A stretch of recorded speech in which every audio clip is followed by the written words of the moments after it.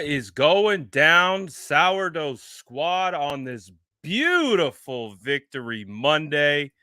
Get your butts in here, grab a donut, grab whatever you need to get comfortable because we got a bunch of news dropping right now from Kyle Shanahan. Kyle Shanahan is doing his Monday press conference with beat reporters. We'll get into that in a second. But first of all, you know the vibes. Drop a dang SDS in the chat if you're vibing with me on this beautiful, beautiful Victory Monday. Let's say what's up to the squad, and then we will get into this all. Oh, I like this. The refs are holding up the start of the show 100%. The refs are acting a fool recently. We got Victory Donuts, SDS.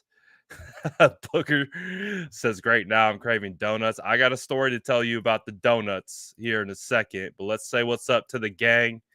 We see all you guys get in here. You know the vibes. Like up that video because we are the Sourdough Squad. Let's go. Let's go. Squad's in here. We see you. Got Idaho in the building. Bread gang all day. All right. So let's get into some of the good stuff. Oh, we started off hot today, too. We even got, I think we got like competing shows and stuff. We got news dropping, all kinds of stuff. Let's go. We're in this to win this. I'm excited. Let's go. Squad is ready to roll. All right, so I'm going to tell you about my donut story, first of all, before we get into the news. And then we'll get into all the news that's coming out, kind of let it slow play and leak out a little bit more. But while we're waiting for more news to come out, I went today to go get Victory Donuts. Like, I was like, you know what? And I was like, I'm going to walk too. Not only am I going to go get Victory Donuts and celebrate, because Victory Donuts is near and dear to my heart. Because when I played in high school, we played Friday nights, right? If we won on Friday night, we would come in on Saturday. We came in on Saturday no matter what in the morning to ice up and watch the tape from the night before. If we won those games, guess what? Victory Donuts. We had donuts for the entire squad, like hundreds of donuts, all those little milk cartons, all that good stuff. So Victory Donuts it's near and dear to my heart. And so I was like, you know what? I'm going to take my dog and we're going to go on a walk. We're going to go walk to get some Victory Donuts. And it's not like a short walk, but it's also not a long walk. But it was also a situation where like I'm getting donuts from this place and that's it.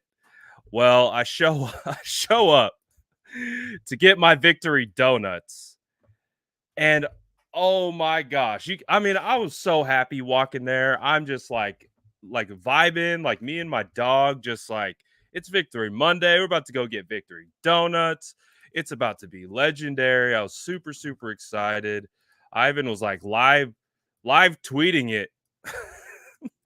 I was even like live tweeting it, like about how excited I was that I was going to be getting donuts. Like that I even started like posting like this video of like me and my dog walking to get donuts. Well, anyways, I get there. This is what I see. Sorry. Well, close from 112 to 120. Take my son to school. Thank you. I was like, oh no. Like I said, I walked. So it's not like I can just like go drive to the next spot. I was like, all right, well, I'm still vibing. I'm still having a good time. No donuts doesn't matter. Your boy's having a great time on this Victory Monday. I thought I should just share that.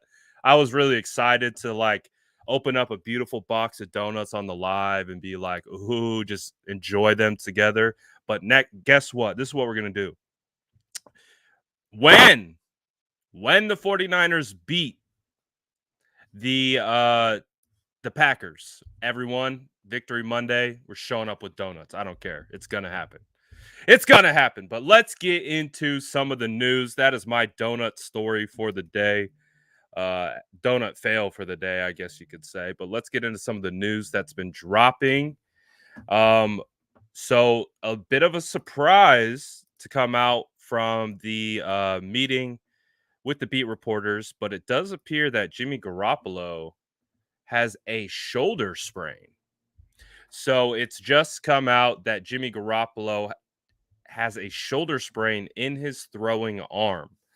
They said that occurred in about the second quarter of the game, and he continued to play on. Um, is there a correlation to that with some of the throws that we saw? I have no idea, but I do find that interesting. Seems like Jimmy Garoppolo's getting banged up out there. Um, Obviously, we understand what's going on with his thumb. Now you add another layer to the shoulder, the throwing shoulder as well. So it doesn't sound serious. It doesn't sound like it's going to be anything that is going to force Jimmy Garoppolo to miss practice. He'll probably be limited participant. I would assume in practice this week, but based on what we're hearing, it doesn't sound like it's going to be anything crazy. Doesn't sound like it's going to get anything crazy. So again, it's just interesting. Interesting that it was classified as slight. So I mean, I don't know. We all get dinged up. I mean, if you've ever played the sport, it's really hard to come away from a very physical game without a little nick, scrape, or slight sprain. So we'll see how it impacts Jimmy Garoppolo throughout the week. But doesn't sound like it's going to be too serious. So we'll continue to monitor it. I think some of the biggest news that we had, was about this guy. Obviously, we saw earlier in the day from Fred Warner that Fred Warner put out on Twitter. He said, "Sorry for the scare yesterday, everyone. I appreciate everyone showing love and support for me and the fellas. We'll be good to go. Huge win. On to the next." So Fred Warner came out earlier today, said essentially he's good. I know a lot of us thought it was going to be an ACL injury. I know we were terrified of it being a potential ACL injury, but good to know that that's not the case. And Fred Warner is going to be okay. So that is probably some of the best news that we've heard. Again, it's both Fred and Bosa, but yes, it was a situation where I know we were all real nervous about it. Like we just like again, when you see non-contact injuries, I get very nervous about non-contact injuries because more often than not, non-contact injuries, again, when we specify non-contact, it's when someone's cutting on air. They make a cut, they go this way, they plant their foot in the ground, they go this way, and you see them go down. That's how Jason Verrett went down with his ACL. His was a non-contact. Jimmy Garoppolo, back in the day when he tore his ACL, it was, believe it or not, he tore his ACL before contact arrived. But that's what we saw with Fred. It looked like it was going to be one of those. He grabbed his knee immediately, and it looked like it was going to be a non-contact, like ACL tear. Especially, I think it was like right after the interception too.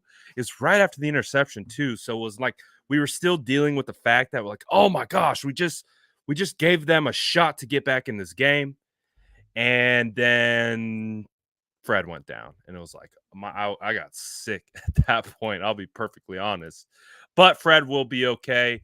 Fred is trending towards playing this week. Fantastic news. Nick Bosa, next one. Again, we saw the injury. And it looked kind of sketch.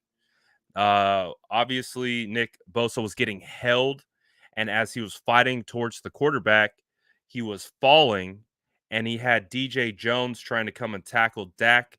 Dak got away from the tackle, and DJ Jones, with all his weight, just stout 300-pound man, basically took all his momentum into Bosa, and you saw it. It rocked him back. It didn't look great. But thankfully, it's not a back, it's not a neck, it's concussion. Concussions are serious, very serious. Speaking as someone who's had many concussions, it is serious, but it isn't something where Nick Bosa should be hindered from playing. So amazing news. Again, I'm sure you guys are there with me when there was a point when we were sitting there like, did we just lose Nick Bosa and Fred Warner for the rest of the playoffs? Like, and not only just the rest of the playoffs, but like then I'm thinking about next year. I'm thinking about 2020. I'm like, oh my God. Well, if he tears the ACL now in January, is he going to be ready by the beginning of the year? Or if Nick Bosa breaks his back, we've seen what happened to D4. D4 hasn't returned in 2 years. So we were all there at one point, I'm sure, where we were just going down the rabbit hole of what ifs from the injury situation. But the best news is both guys appear to be okay. And again, with Fred Warner, it's a low ankle sprain. As you guys know, if it was high ankle sprain, I think we'd have a little bit more cause for concern there because, as we know, especially if you go back to 2020, is literally the high ankle sprain derailed the 2020 San Francisco 49ers, it felt like. So Nick Bosa has a concussion. He's in the protocol, but Shanahan is optimistic that both Bosa and Fred, low ankle sprain, will be able to go on Saturday. So it is fantastic because I know you guys know how important those two players are to the success of this team, and especially headed to the frozen tundra this Saturday to play the Green Bay Packers in primetime, too. We got the primetime window. I freaking love it. I love it. I'm so excited. I'm almost ready. Like, normally I like to really marinate in Victory Monday, but I'm almost like ready just to turn the page and go to Packers week, man. Like, I'm so juiced for the Packers coming up. Money Mark says, let's go squad. Great ugly win last night. Yes, it was a great ugly win. On to the next while Dak is still blaming the refs. Jimmy will be ready to rock. I agree. I think Jimmy Garoppolo will be ready to rock, and we are absolutely smoking that Dallas Cowboys pack tough. Last night, today, this morning, this afternoon, all night. If you don't smoke, you're drinking that that Dak pint, I guess. But we're enjoying it. We are enjoying this time as being 49er fans. Cap speaking, my boy says Niners know how to win in the postseason. Last of the Mohicans when it comes to bully balling. Nobody wants to see us.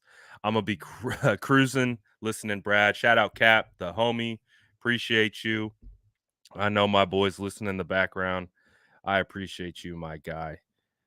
I appreciate you. What do we got from Justin? We got a draft update on Carl Laftis. He says, Brad, before you check out Kalaftis, disclaimer, I suggested him because I think the Niners could have a shot at him. Dream edge rusher. I got you. That's a great explanation. We understand the San Francisco 49ers don't have a first round pick. Hopefully going to be a late second round pick. Who knows what happens with Jimmy, but we're not going to cross that bridge right now. So I get it. You're trying to match, and that's part of it. It's part of what we do as scouts is we try to match player with value and round. So I hear you, Justin. I still got it right here. Haven't been able to get to it yet. Hopefully sometime this week. I'm going to say probably around Wednesday feels like a good day to pull up Carl Aftis or however the heck you say his name. Tommy says the Slackers rank 22 in defense, score a 50 burger. Hey, it's going to be a different type of environment over there in the Packers land. It is going to be a completely different type of environment. It really is. But I'm excited for it. I'm absolutely excited for it too. It's going to be a lot of fun. I can't wait. It's going to be a lot of good stuff, man. Also, too, smash that like button. You know the vibes. Let's get this likes up. I don't know what goal we should do today. 250 maybe. I think 250 is a solid goal for likes on the video for a Victory Monday. I think we could do it 100%. Also, too, you know the vibes. If you want to get the hat, you know where to get it. Go to residency.com, use the promo code SF9ermission, get 25% off. Also, if you order it today, you'll get free expedited shipping so that they arrive before the Packers game. So if you want to get that, there's that information. Also got the link in the bio. All right, got that out the way. Let's go. So overall, though, I mean, we'll talk about the Packers a little bit. We'll talk about the Packers a little bit, but we're gonna also stay. It's Victory Monday. Let's enjoy it. We're smoking that that that Cowboys pack today. I love this. By the way, by Nick Bosa. I'm not sure if any of you guys saw this on Instagram, but Nick Bosa. Oh, I like the way you switch that around there. He says, "Let's go, baby, cuck the foul boys." I love this from Nick Bosa. I cannot lie. Like, do we agree? Like, do we agree that we love this for Nick Bosa to post to Instagram and say at 49ers equals America's team? Like, I love it. Not only do I love it just because it's a player talking trash a little bit, but it just signifies how, like, it feels like that Cowboys rivalry that, we've talked about it. It's been kind of dormant. The 49ers, we don't match up well the last decade, based on where the 49ers were or where the Cowboys were. They just don't play each other that often. So, the new generation, it was a little like, I think they understood the importance of it, but it feels like now, and it feels like now, like that rivalry, oh yeah, it's back. Like amongst the fan base. Like the shots that were being taken across Twitter, Instagram, the sad crying Cowboys fans. Oh my goodness, it feels like we are back, baby. Like it feels like the old school days where that rivalry was peak NFL rivalry, and I love it. And it feels like everywhere the 49ers go, they're just creating rivals. And that's good. That's a good sign for the San Francisco 49ers because typically you're not rivals with someone who sucks. Like you're not a rival with someone with like we talk about the Seattle rivalry sometimes. I'm not gonna lie, it's getting a little weird there because going back to the Harbaugh days, we just couldn't beat those mothers. I was like, is it a rivalry? Like they own us right now. Hell, they still swept us, but we're gonna come back next year. I don't care. We're gonna sweep the Seahawks next year if I have anything to do with it, which I don't. But we're gonna figure out how to do it. We gotta sweep Seattle. But the point is, these rivalries they're picking up steam. They're picking up steam. And I think now, again, with this got picked up by Bleacher Report. Bleacher Report posted, if you go look in the comments, it's just salty, sad Cowboys fans. Just salty, sad Cowboys fans all up and down the comments. And I love it. I love it. And that to me helps signify that this rivalry's back. And I had to add this boy. This mother effer spitting. I love it. I love it very much. Of course, it's Victory Monday. Again, I really wanted the donuts today. Didn't get the donuts. It's okay. We'll figure it out. I'll get donuts ready to go after Green Bay. That's for sure. We all pulling up with Victory Donuts on next Monday. Oh, this was pretty funny. Oh, let's go. Jason said, eating a donut right now. Love it. Hey, we'll all link up and we'll all get donuts. If we go live around this time every Monday. So if the 49ers beat the Packers, oh, we are all pulling up with donuts. Best believe. Best believe. I want to show this real quick. This is just pure cheap entertainment. I thought it was hilarious. I'll share it with you. It's just a good summary. I think we look through a lot of analysis, we look through a lot of tape, and we try to develop like game summaries of like how the game went. And I feel like when we look at San Francisco versus Cowboys, like I felt like this was pretty representative of, the game summary. I thought like there's some good analysis here. It really shows like the back and forth and kind of like, the way the Cowboys kind of hurt themselves all throughout the game. You know, I thought it was pretty representative of, kind of the game yesterday. We heard a lot of talk from Dallas fans talking about the refs. We heard it from players. They did not like the refs, but if you go back and you watch, this is what I saw. Shout out the Cowboys for helping us, get over that mountaintop. I mean, we almost helped them too. We almost gave it back to them and gave them an opportunity, but pretty much this is how it ended. Them kicking themselves in the nuts. I felt like is simple. Yeah, and we had Skip Bayless. Look at Skip, dude. We had Skip speechless. When does that ever happen? Dude looked like he was going through something. I don't know. I'm not gonna lie, I love this. It was so good. It was so good. I saw this too. I don't know if you guys saw this tweet from after the game, but Richard Sherman said, "I hope the faithful show my guy Jimmy Garoppolo the love he deserves.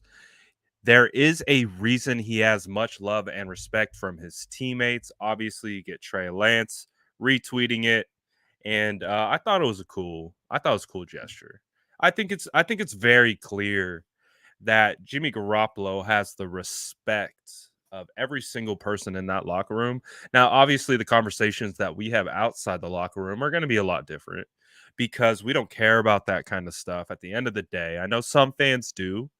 I do personally, but a lot of fans don't. A lot of fans just care about production. They just care about what they see on Sunday, and it better be good, or else they're going to let you hear it. Obviously, we understand there's so much more to football than just that. It's what you do from Monday to Saturday that counts as well. And Jimmy Garoppolo is universally loved inside that locker room. It is what it is. We might watch him play very efficient half of football and be like, "Oh my goodness, like we're on our way." The 49ers are going to like handily beat the Cowboys at the hands of Jimmy Garoppolo, and the 49ers offense and defense. And then we see what happens. It's come out, he's got a shoulder sprain. Does that have anything to do with it? I don't know. We'll see. But again, I think Jimmy Garoppolo is a bit of like a yeah, he's like it's almost like he's the sun.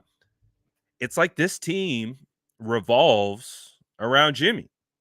They go as Jimmy goes. If Jimmy's on point, he's efficient, he's doing his job. It feels like the rest of the team kind of follows suit. But if we see instances where Jimmy takes a step back, maybe kind of feels like the team follows suit. So Jimmy is kind of like the sun. We're this is Jimmy's world, and we're just revolving around him. So we all understand it's Jimmy Garoppolo till the wheels fall off. So we riding with Jimmy. It is what it is. There's no turning back the clock. We're riding with Jimmy until the wheels fall off, and that is a fact. And they love this guy inside that locker room. He's winning them games. So hey, I can't complain too much. You know, did he like make that game high key stressful? 100%. 130 million% he did. But he also helped them get the win at the same time. So it's a Jimmy Garoppolo experience. It's okay. Yeah, Jimmy's injured. He has a slight sprain in his shoulder. Should be okay though. Said that occurred in the second half. I thought this was really cool. Shout out Sam, my boy Sam, who runs CanBR Social. Debo, I think this was kind of. I don't remember if this was after the pick or after the overthrow from Ayuk, but it was to the point where the offense like clearly was sputtering because of the throws that Jimmy Garoppolo was making. Again, we had the interception right on the sideline. God, that was a tough throw. But you could see like the offense was kind of like losing its rhythm. It was starting to like the cogs were like they're breaking. Like it was like everything was running smoothly, well-oiled machine. All of a sudden, things started to like I don't know what kind of visualization I'm trying to make, but I think you get it. But anyways, I don't know. Let's listen to the man Debo himself. He'll tell. It's cool to hear all three, Jimmy Garoppolo, Debo Samuel, and Kyle Shanahan talk about Debo Samuel basically being like, "Hey, give me the ball, and I'm gonna take care of this." Like Debo's so gangster. Like Debo, each and every single game, the legend of Debo grows, and this is another feather in the cap of the legend of Debo, basically telling Kyle Shanahan, "Give me the dang ball, and I'm gonna score." And guess what? That next play, he got the ball. What did he do?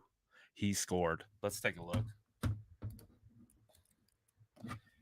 Let me get the volume on first. That would help. Tips, and I looked at Kyle. I was like, "Hey, let's give me the ball. I got you." And so I just went out there, and the next play I scored. I literally saw it happen. Yeah, we were walking on the field together, me and Debo, and I saw him look at Kyle. He had that look in his eye, and Kyle made a great call. Let the guy go make a play. And right before he went out there, he just mouthed something to me, which I kind of guessed it was, "Give me the ball." And he was. When I look at him talking that way, it's extremely motivating, and he makes it a lot easier to call plays. Touchdown! San Francisco! Oh my goodness. So that was a lot of fun. Those stories that come out of these games, I get so much enjoyment out of hearing the human element of football when everything is going nuts and you gotta have a play. Who are those guys that are gonna put the entire team on their shoulders? Debo Samuel is proving over and over and over again that he will carry the entire burden of this team if he has to. And I love it. I mean, Debo is becoming legendary daily as we speak. And this again was just another performance for Debo Samuel and solidifying his legendariness for the 49ers. He's becoming the next great, man. He is. It's crazy. It's crazy to see. It's crazy to watch the maturation. And then, of course, we just got sad Cowboy fans. And you know what? I was kind of feeling, a little bad for them. I mean, I don't know. I think I'm a big feeler. I feel for other people sometimes. And I was like, yeah, it probably sucks to be a Dallas Cowboy fan. And then I saw them throwing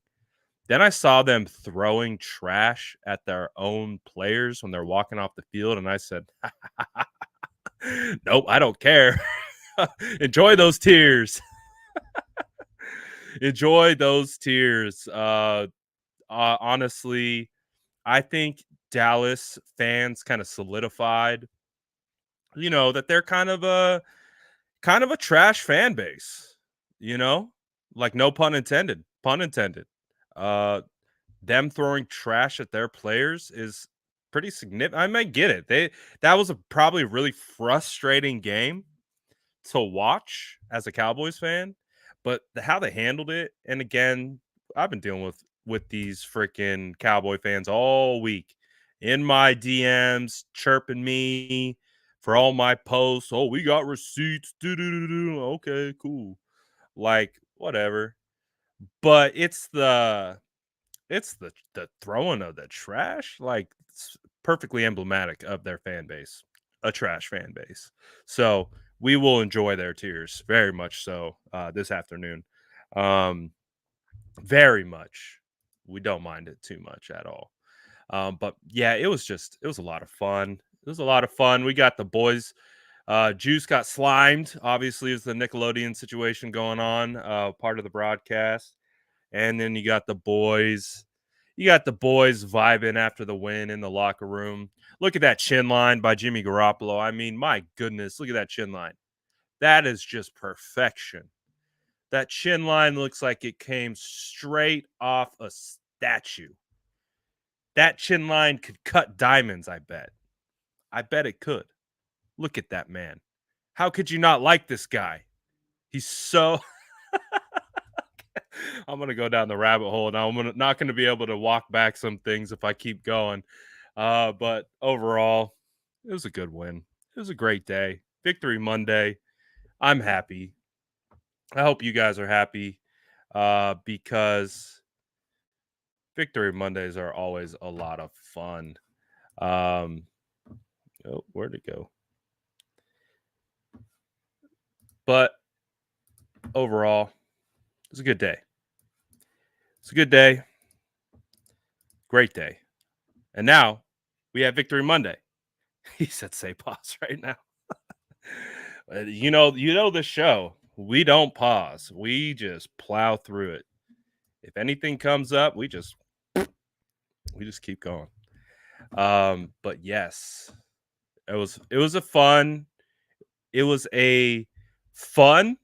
yet extremely stressful game. Like extremely stressful. I don't know about you guys. Big squirrel. But I don't know about you guys, but I was completely stressed out. I thought, 49er fans were synonymous with heartbreak. We've lost 2 Super Bowls in the last decade. We lost 2 championships out of NFC championships out of 3. So we're used to that. We're used to getting our hearts broken. So I'm not going to lie. Like, I felt good there, maybe in about the third quarter. As the game kept going, oh my goodness. I was sweating.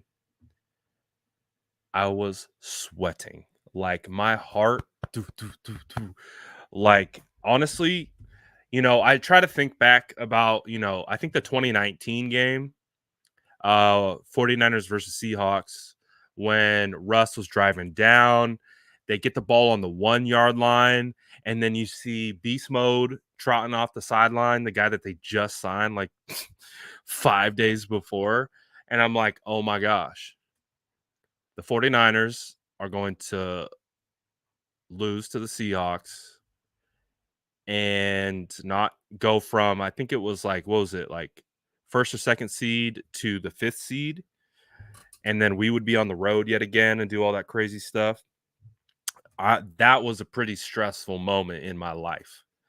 That was pretty stressful. When I watched a game, there's not too many moments that I can think of that have been more stressful.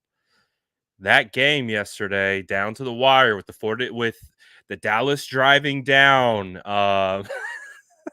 getting out of bounds, moving the ball. Like, I was like, oh my gosh.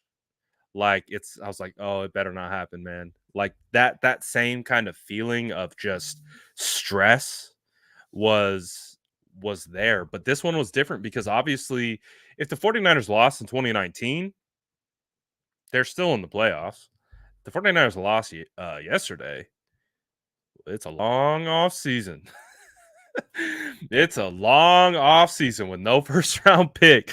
So we want to keep this train rolling as long as we can. Overall, though, I had a good time.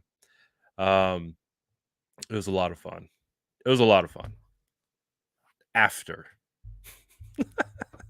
After when we saw, like, literally, I got on live. I'm not gonna lie, like right away, and I was like, it doesn't feel like we won. Because I was still trying to process the stress and anxiety out my body, essentially from that point. But overall, it was really good. I asked this question on YouTube. If you guys are familiar, we do our polls. Quite a bit, actually, on YouTube. At least once daily. And I posed the question, who was the 49ers MVP of the Dallas 49er game? And I would like to know from the chat. Drop it in the chat who you think the MVP for 49ers versus Cowboys were. These were the options that you had available. We did entire defensive line, Deebo Samuel, obviously. We did Kyle Shanahan and D'Amico Ryans. Thought they called great games on both sides of the football. Offensive line, and I also had other, so feel free to drop in other, but drop it in the chat. Who was the MVP, not the MVP, the MVP of the game? I want to see what the chat's vibing like. I want to see what the chat thought of the game. All right, so Art says Deebo. We got another Deebo. Dylan says Kyle and D'Amico. DJ Jones from Ryan McDonald. Yes, he fits into that definitely. That's why I couldn't pick one defensive lineman. There's so like Charles Omenihu stepped up, like Eric Armstead balled out, Kevin Givens balled out. There's a lot of guys on that defensive line who had a day, so I had to put the whole unit. Mitchell, yes, Mitchell deserves some consideration. He ran fantastically and continues to run amazingly. D-line, ooh, Robbie Gould. I should have put Robbie Gould up there. I bet he would have got a lot of votes, actually. That's a good call. Deebo. We got a Robbie. Louis says without question Deebo. Lots of Deebos. Let's go. D-line from Mike. We got Deebo. Ooh, Ambry Thomas. I like that. We got a 19. He said, David says, I want to give it to Bosa, but it goes to Deebo. I feel that. DJ Jones, the D-line. Mitchell or Deebo. MVP or Robbie. I like this one. Nick says Dak Prescott was the best player for the 49ers. He was, again, we saw the very heavy analysis video earlier in the live. I would agree. I like this. The offensive line for protecting Jimmy. Hell yeah. Ooh, Kellen Moore calling that that QB sneak or the QB draw there at the end. If you guys haven't seen it, I posted it, but Dan Orlovsky from ESPN did a pretty solid breakdown of kind of the back end mechanics and thought processes that you should have as a coach being in that situation. And there was a situation where you could run that particular play and get another playoff, but you needed at least minimum 16 seconds to execute that operation.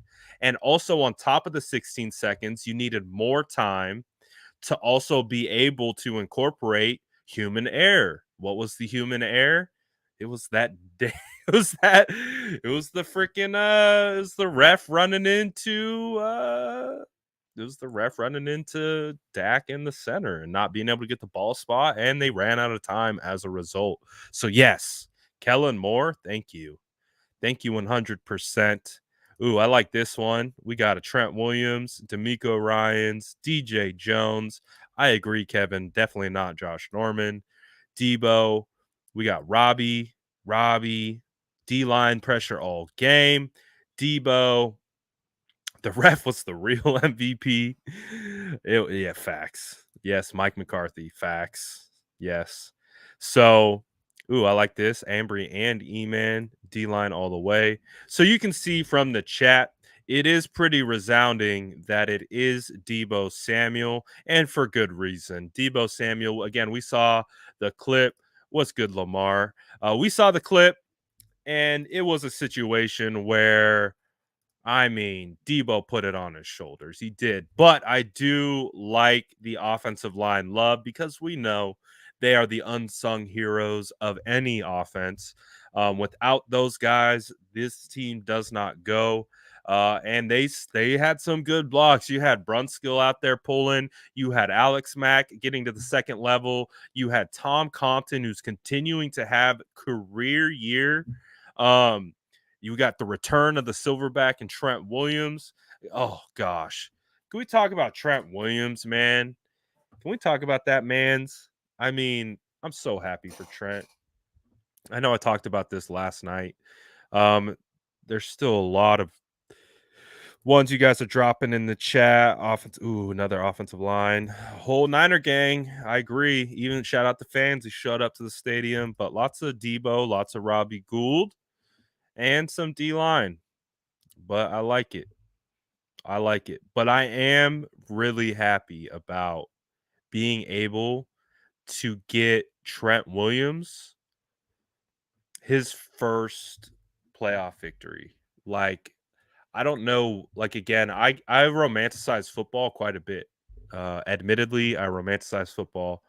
And when I see things like guys like Trent Williams, who I have so much respect for, like as a player, the way he goes about his business, all of it, to be honest. And for him to be in the league as long as he's been and to not ever have a playoff victory under his belt, and we finally got it for him this week.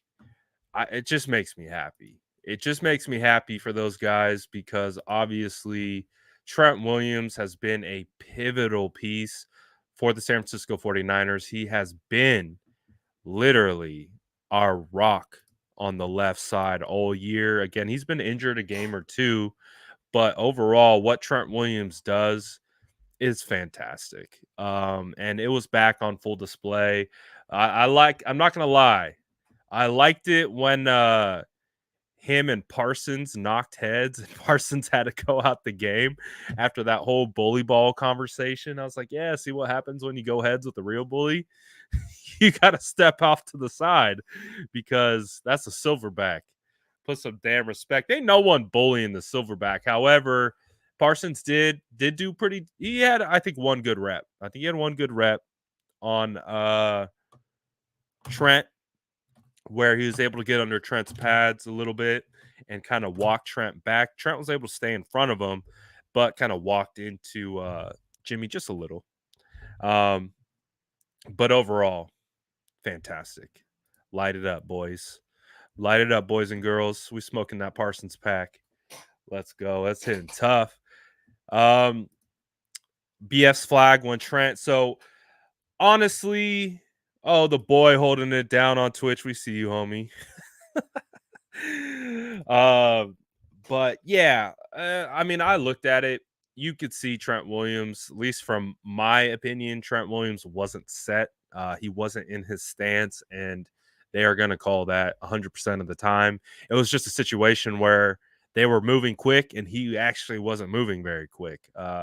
He just was kind of in the motion of getting into a stance. So, and the ball snapped before he was actually down there. So I don't have any problems with the penalty. They just rushed it. Is obviously something they haven't done before. In the sense of QB sneak, where they motion and they shift a portion of the formation and then run the quarterback sneak. But the problem with that particular style of play is you have to be patient. You have to wait for these guys to shift and get into space. Then you have to hike it. So it was a situation where probably just would have made more sense. I mean, I get it. It's Galaxy Brain, Kyle Shanahan. They know the sneak is coming. So you want to give them a different illusion, give them something to like second guess like what they think it is, make them key on something else, then you run it. So I understand the concept. I think it was a good call, and I think, it makes sense. It made sense in the grand scheme of things. It just wasn't executed. That's it. Just wasn't executed. Um, so I had no problems with it. I think Trent said after the game like he thought it wasn't a penalty. I mean, just from what I saw, it just didn't look like he was set yet. So it is what it is. But shout out Debo for coming back that very next play. They did that really cool play design and get Debo bounced it out to the outside. It's really nice. It's really nice. I thought Kyle had a good game. I'm not gonna lie. Like, I thought Kyle was in his bag. I don't know about you guys in the chat, but it really did feel like, we talked about it, right? We talked about Kyle Shanahan versus Dan Quinn. We talked about that whole matchup, throughout the game. But, it did feel like that was actually going down. It felt like there was a battle of schemes a little bit. It did feel like it was a battle of schemes.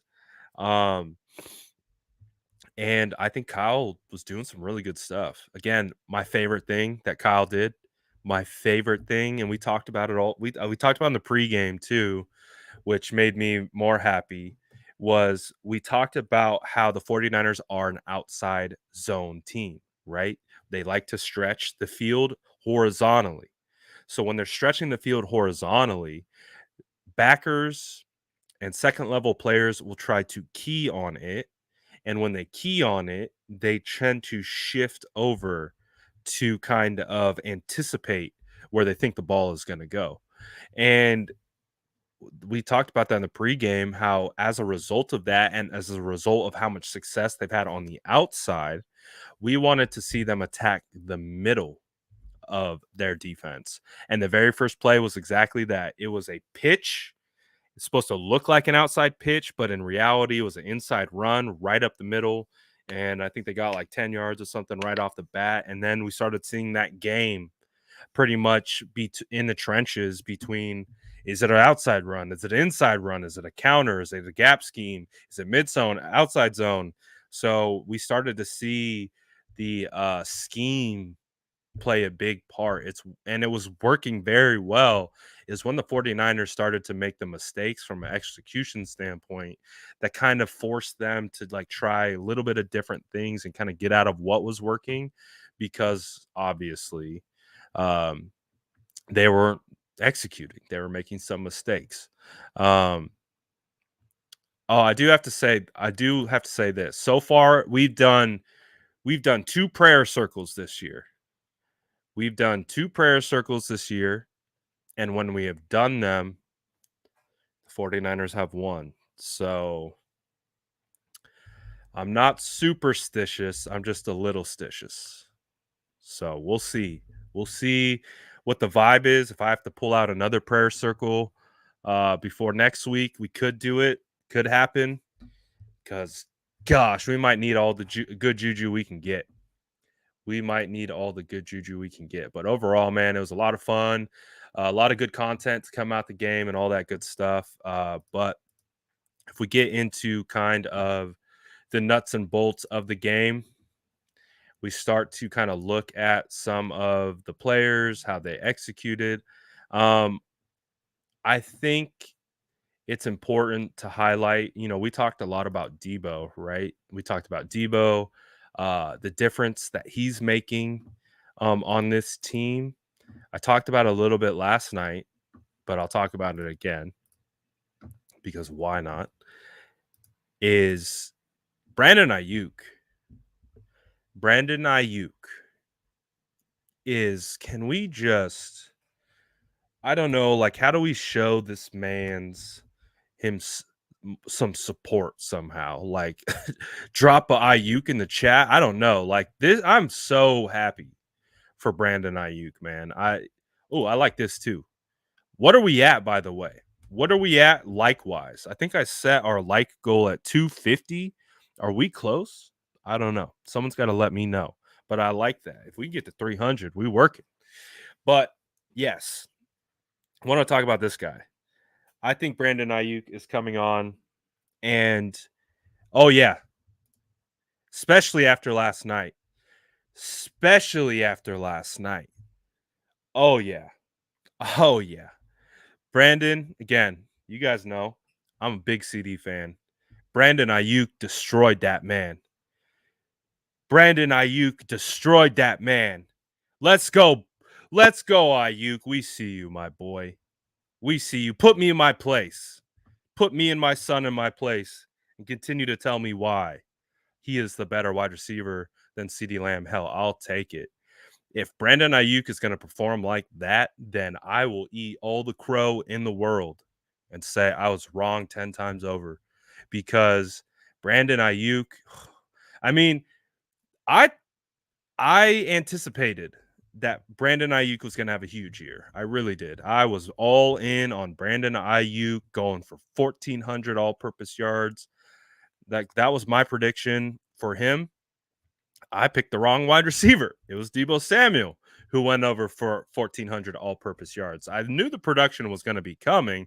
I just actually thought it was going to be Brandon Ayuk who's going to be taking a step forward in year 2 rather than taking a step back. However, through his trials and tribulations, through the almighty doghouse, where we've seen many flounder and not actually come out the other side, Brandon Ayuk has. And to top it off, based on all wide receivers who played in wild card round yesterday and the day before, he was the highest graded per PFF. So you really like to see that. You really like to see that. And I think that will mean a lot to Brandon, considering the year that he had, the turmoil that he had, the noise that he heard from the fan base, all of it. I think is great for Brandon Ayuk. Again, this would have been the signature play of this game if Jimmy Garoppolo could have gotten it down for Brandon to catch it. This would have been the signature play. This is what all day we would be reposting and talking about. This is the play that sealed the victory for the 49ers if it just got hit. If Jimmy Garoppolo was able to complete this pass, this is the pass that we would be talking about nonstop all day, because Brandon Ayuk absolutely cooked Trayvon Diggs. Like, Mr. First Team All Pro. What are we doing? What are we doing? You getting caught biting on, you getting caught biting the slant? Nope. Oh man. And I love the games that they were playing with Trayvon Diggs. You could tell. So, like, I'd never watched Trayvon Diggs. Like, I watched Trayvon Diggs coming out, but I did not really watch him as he's been a Cowboy. I watch 49ers. That's pretty much what I do. And who plays the 49ers? And so in watching Trayvon Diggs this game, and this play is a perfect example of that. One of the reasons why I think he's really good at being able to create turnovers is because he bites hard.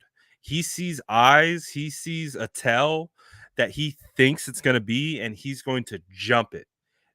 We saw it with the other route. We saw it with this particular route as well from Trayvon Diggs. It looks like when we see it from the other angle, it looks like Trayvon Diggs is trying to undercut the route, meaning he's trying to come underneath the wide receiver for basically a short throw. Oh, I didn't get the whole clip on this one.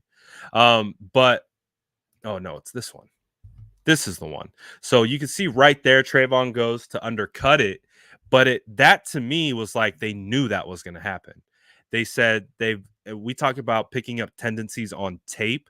That's a tendency. Someone being who over pursues or is over aggressive. Like, he's in position, but you see how he undercut it right there? And right when he undercut it, Ayuk felt it and knew the counter off of that. That to me is scheme. That to me is being on the same page with your quarterback, your head coach, understanding who you're going against, what their tendencies are, and how to manipulate and exploit them. And so Trayvon Diggs got exposed by Brandon Ayuk. Again, if people want to talk about, Trayvon Diggs being CB1 and all this and all that. Okay, well, are you going to start having that conversation about Brandon Ayuk being wide receiver 1? Because this man's cooked that dude. Like, this guy right here cooked him. Absolutely put him in a blender. So I love what Brandon Ayuk did. It was really fun. Justin says Ambry more lockdown than Diggs. That is too soon. It's too soon. I'll have the conversation. I'll have the conversation, maybe. I'll have the conversation. But yeah, isn't that crazy too that Brandon Ayuk is I think we all agree Brandon is our second best wide receiver, but how confident does that make you feel going into next year? Like, I know we're talking about this year and there's still plenty of games left to go this year, but man, a year 3 of Brandon Ayuk, Deebo Samuel going into year 4, Juwan Jennings going into year 3, Kittle in his prime. This team could. I'm not looking forward till next year until the season is over. I promise. You guys are trying to pull me towards draft season. You're trying to pull me towards the off-season talk. I'm trying to stay away because we're gonna have so much to talk about this off-season. But everything that we talking about, everything leads to this game, leads to Packers versus 49ers. It's gonna be a lot of fun. I'm really excited about it. But I did want to put a specific highlight on Brandon Ayuk because I just thought he's had not only a phenomenal game, but the way he's finished his campaign this year has been really respectful, and thought he's done a really, really solid job.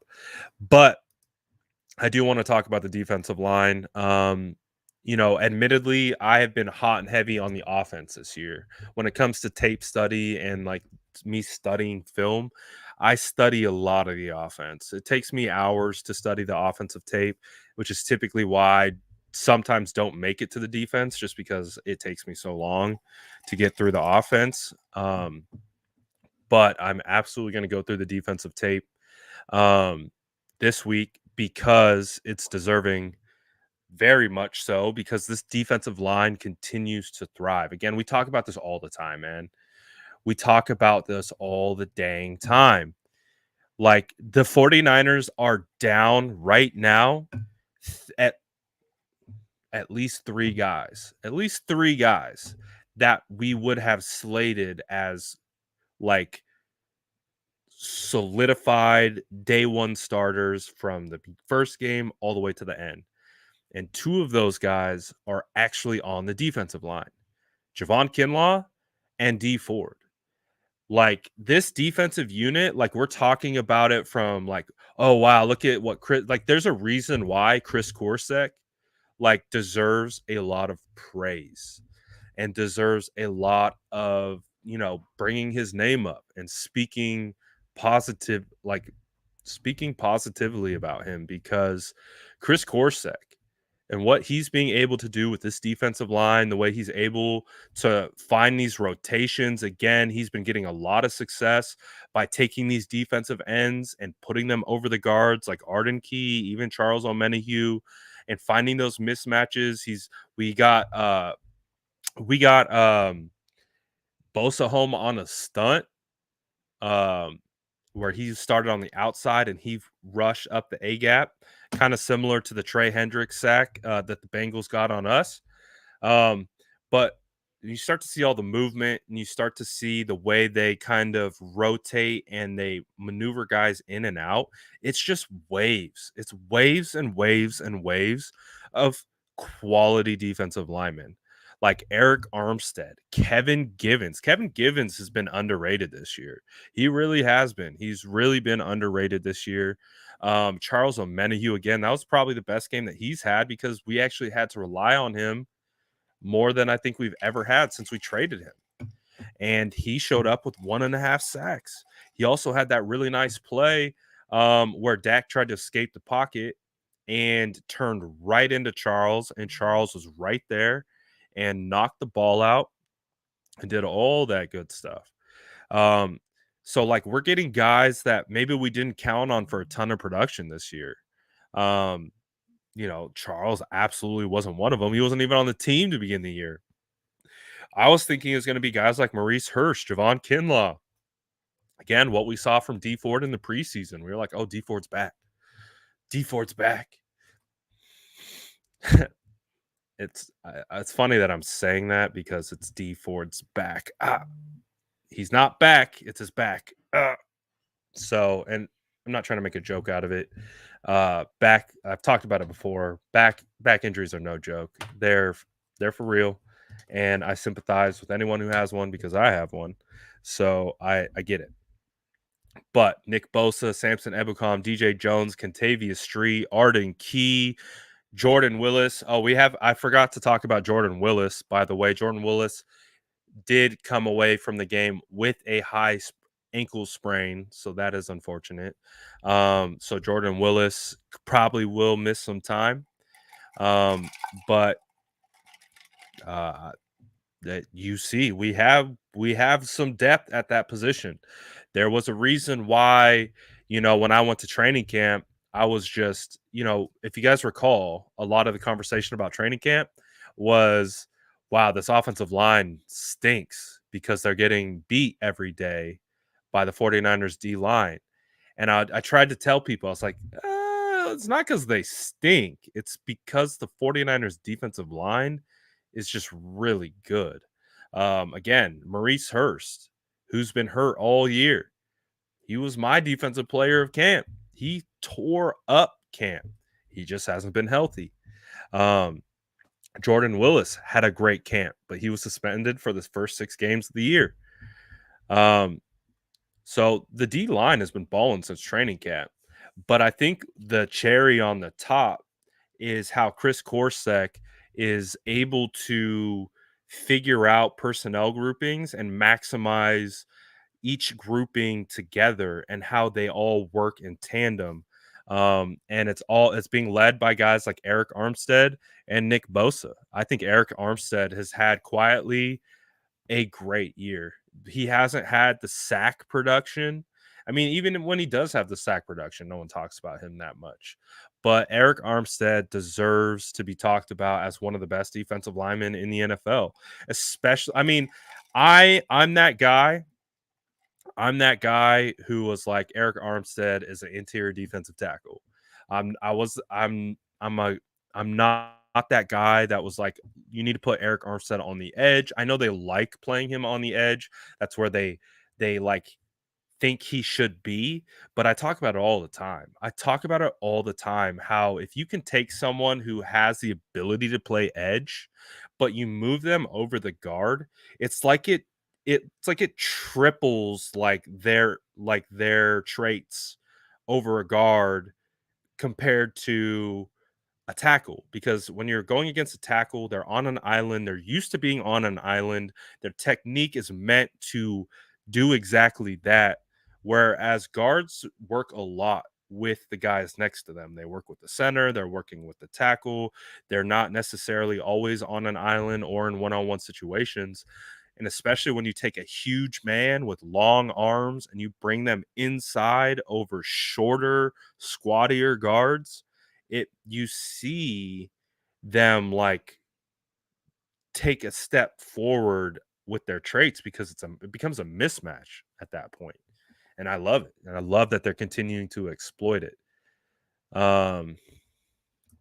Yes, we talked about that. That stunt was so nice. It reminded me a lot of the stunt that the Bengals ran with Trey Hendrickson on us, where they got the sack, and it was like a clean stunt. They were able to get isolation on both the front side guard and the center, and then they're able to take the defensive end and loop him opposite side A gap. And because you also have the other two guys man on man on the backside, it just opens up this hole because you get the center crashing down. It's beautiful. It really was. It's beautiful. I loved it. It was really nice. And we don't see that too often. Some of the things that we started to see too, we started to see Nick Bosa over the guard. And I think that's awesome. I love seeing them shift these guys all over the place. It's been great. The defensive line deserves a ton of credit. Defensive line deserves a ton of credit. Linebackers deserve a ton of credit. Linebackers deserve a ton of credit. I mean, they talk about a group that just hasn't been healthy all year, whether it was Fred, whether it was Aziz, whether it was Dre.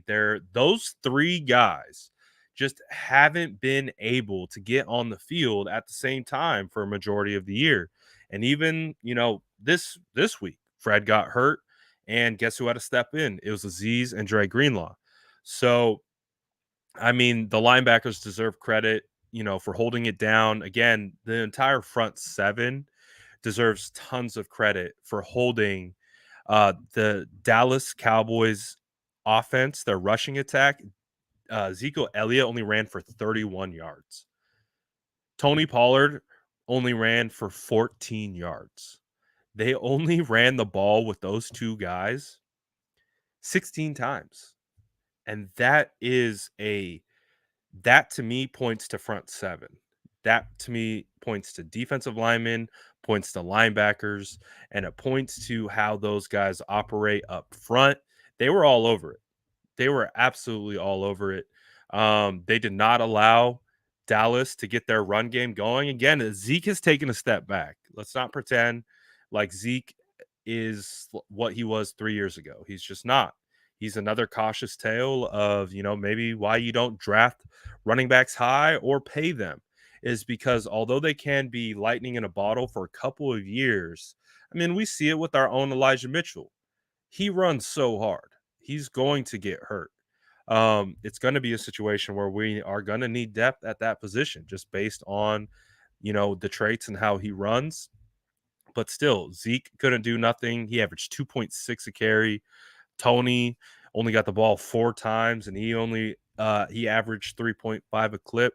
So the front seven, this defense did a really great job of stopping there and just really making them one-dimensional.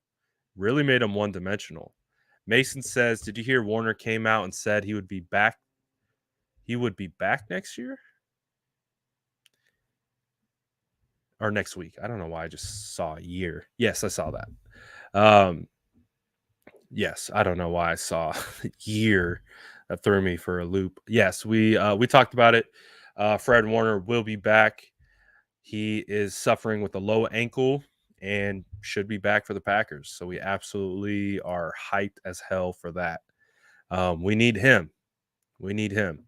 And then my son. I hate that he's on the Cowboys. I still hate it. Like, I like CD a lot, and I know you guys don't, but I hate that he's on the Cowboys. I really do. I can't stand it. That's the worst part about getting emotionally attached to draft prospects is 99% of them won't be drafted by your team, and you got to go watch them ball out for another team. But however, in this particular instance, oh, dang. Oh, I hope that means he's back. Oh, I hope that means he's back. All right. Sorry to keep the anticipation rolling. The Raiders are not retaining Mike Mayock. I love Mike. I do. That's my draft dad. Like, when I think of like watching draft content on NFL Network, I go back to Mike Mayock. I love Mike Mayock. But he's no longer a Raider. He is no longer a Raider. Squirrel. Sorry. But yes, CeeDee Lamb held the one catch. The best receiver on the day was Dalton Schultz with 7 receptions for 89 yards. And a lot of that came in that kind of garbage time, trying to come back and trying to do, trying to come back at the end. And the 49ers were playing prevent and all kinds of stuff. So they're kind of giving them some stuff over the middle. but it got dicey there for a second. I mean, obviously they did a good job with the being able to scheme K1 Williams in that one-on-one situation against Amari Cooper out the slot. That's just hard. Like I would say K1 Williams, like he's a really good slot because he is not afraid to get down and dirty. Like he plays tough at the line of scrimmage. He gets his nose dirty. He's forced in the run game. He blitzes off the edge. He's really good in the flat. I wouldn't say like, we really look at K1 to be like a deep coverage kind of guy. So when you get Amari Cooper one-on-one out the slot, no safety help over the top, that's asking a lot. So I don't fault KK too much for that. It's just that's a tough matchup. And then Dak Prescott was able to drop a dime in over the shoulder to Amari. But Cedric Wilson was starting to go off there for a little bit. Cedric Wilson almost had a huge catch, man. Cedric Wilson almost had a huge catch. But I believe that particular pass was also disrupted by some defensive line pressure as well to not make it a clean catch and to the point where it bounced off the turf. So again, coming back to that defensive line did a ton. But overall, I would say the secondary did pretty good. All things considered, Ward, Kwaski, I think was in coverage on that particular Cedric Wilson play. He was in position, made it again muddy to make a clean catch on that. But Emmanuel Mosley led the team in tackles. He had 10 tackles, 2 assisted. Emmanuel Mosley, I mean, they got a catch or 2 on him, but he also made a play or 2 himself. Emmanuel Mosley, I'm really liking him, man, dude. Like, I'm so glad he's back. I mean, he is probably one of the biggest blessings to the San Francisco 49ers on this late playoff push. Getting Emmanuel Mosley back at this time, heading into the playoffs, I mean, honestly couldn't have asked for a bigger present because we need that. We need E-Man in coverage.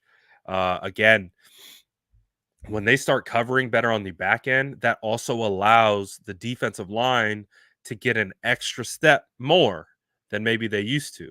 And we're starting to already see that translate into more pressures, more sacks, and things like that. Charles Omenihu, 3 tackles, 1.5 sacks, and 3 quarterback hits.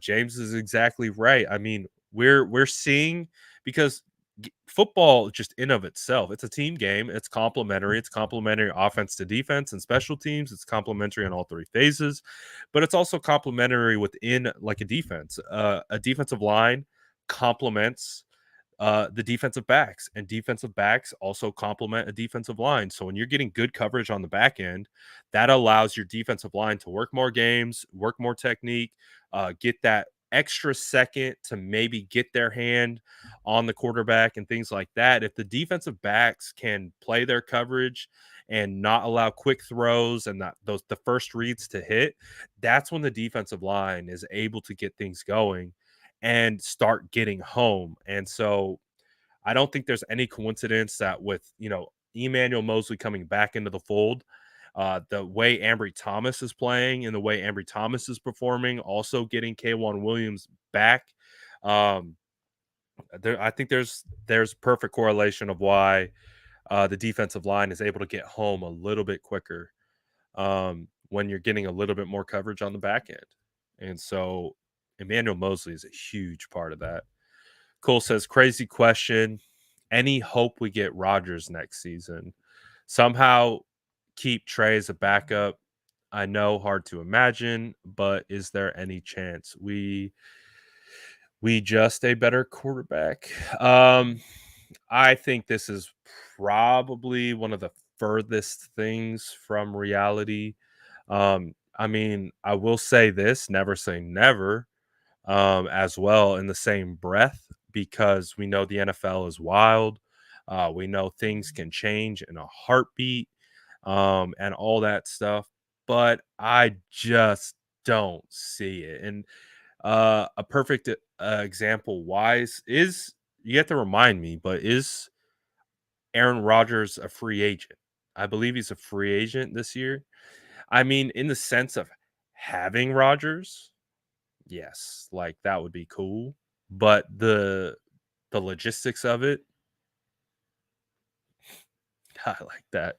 The logistics of it don't work. It just doesn't make sense.